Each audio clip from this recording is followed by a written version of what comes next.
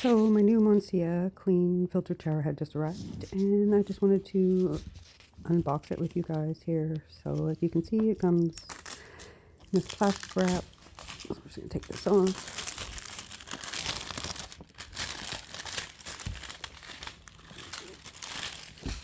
Alright, so let's see what we have inside.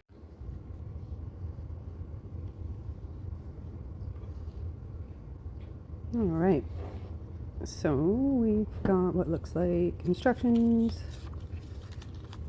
Yeah, pretty simple and straightforward. Some little pictures there to help you out. Installing a new shower head is pretty simple and straightforward. So let's see. Now I ordered the chrome finish. It's very nice. Feels nice. Good quality. Yeah, that's nice. You can just tell, you know, you can feel it. You can hear the filter in there.